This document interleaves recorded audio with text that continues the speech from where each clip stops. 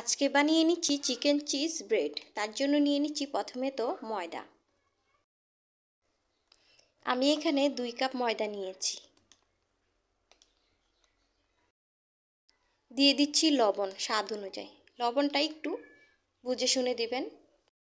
এখন দিয়ে দিচ্ছি 1 চা চামচ ইস্ট। ইস্টটা এর থেকে বেশি দিবেন না, 2 কাপ ময়দার মধ্যে 1 চা চামচ ইস্টই বেশি।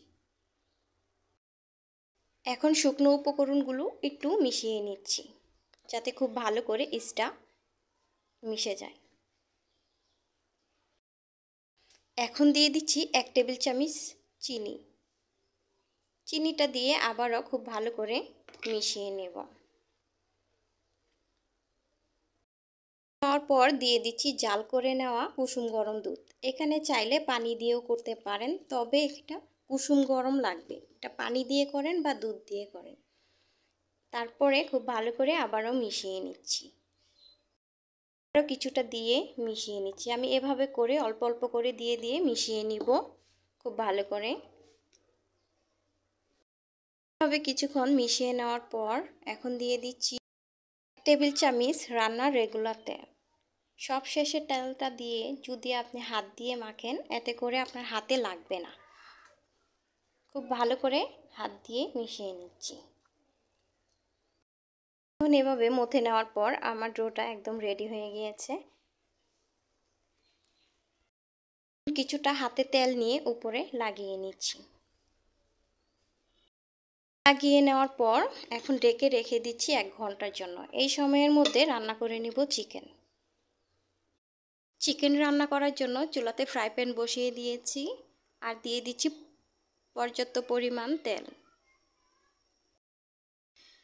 তেলটা গরম হয়ে আসলে দিয়ে দিচ্ছি 1/2 কাপ পেঁয়াজ কুচি। দিয়ে দিচ্ছি 1 কাপ চিকেন। দিয়ে দিচ্ছি 1 চা চামচ আদা রসুন বাটা একসঙ্গে করে। দিয়ে দিচ্ছি স্বাদ অনুযায়ী লবণ। দিচ্ছি কালো গোলমরিচের গুঁড়া, আপনারা চাইলে সাদাটাও দিতে পারেন।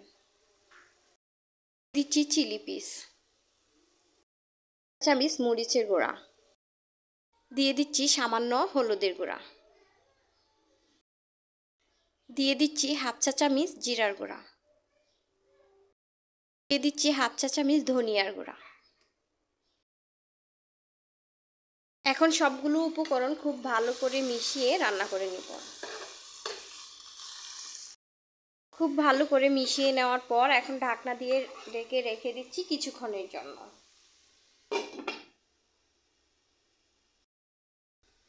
এখন ঢাকনাটাকে উঠিয়ে কিছুক্ষণ নাড়াচাড়া করে দিয়ে দিচ্ছি এখানে সয়া সস। আমি এখানে 1 টেবিল চামচ সয়া সস নিয়েছি। দিয়ে দিচ্ছি টমেটো গুল করে কেটে নেওয়া 2টা। এখানে চাইলে সসটা ব্যবহার করতে পারেন, আমি সস না দিয়ে টমেটো দিয়ে দিচ্ছি। এখন খুব ভালো করে মিশিয়ে নিচ্ছি।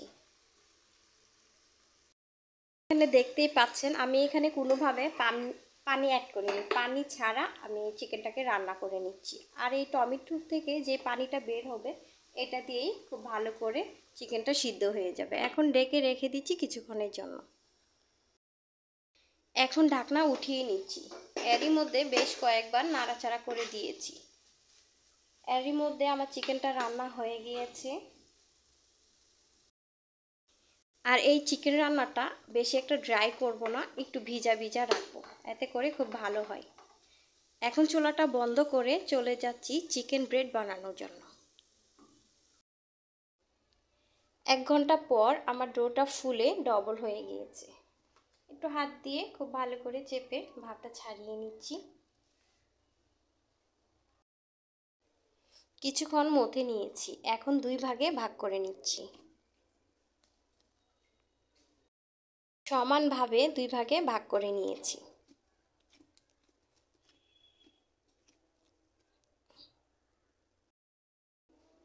এখানে আমি পিৎজা ট্রে নিয়েছি, ট্রের মধ্যে কিছুটা তেল দিয়ে ব্রাশ করে নিয়েছি আর এখান থেকে 1 ভাগ নিয়ে আমি একটু ছড়িয়ে নিচ্ছি।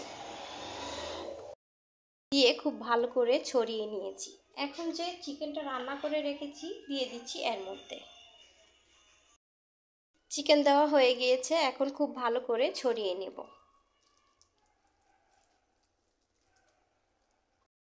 চিকেনগুলোকে ছড়িয়ে নেওয়ার পর দিয়ে দিচ্ছি গ্রেট করা চিজ। খুব ভালো করে চারপাশে ছড়িয়ে দেব।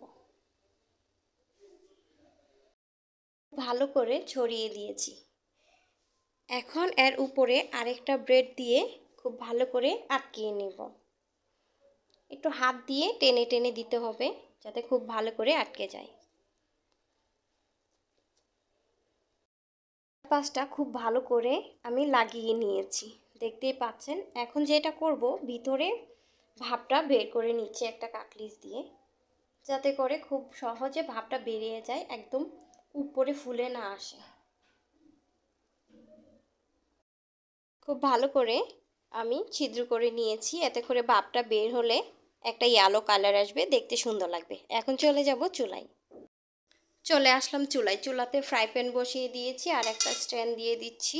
এখন এই স্ট্যান্ডের উপরে ব্রেডের ট্রেটা বসিয়ে দিচ্ছি। ঢাকনা দিয়ে ডেকে কুক করে নিচ্ছি 20 মিনিটের জন্য। আর চুলার আঁচ থাকবে মাঝারি আছে। চলে আসলাম 20 মিনিট পর। মাঝখানে একবার ঢাকনাটাকে উঠিয়ে কিছুটা ধনেপাতা আর দিয়ে দিয়েছি বাটার দিয়ে খুব ভালো করে ব্রাশ করে নিয়েছি গরম গরম অবস্থায়। এখন কিছুটা চিলি পিস দিয়ে উপরে ব্রাশ করে দিচ্ছি, এতে করে খেতেও ভালো লাগবে, একটু ঝাল ঝাল হবে, দেখতেও ভালো লাগবে।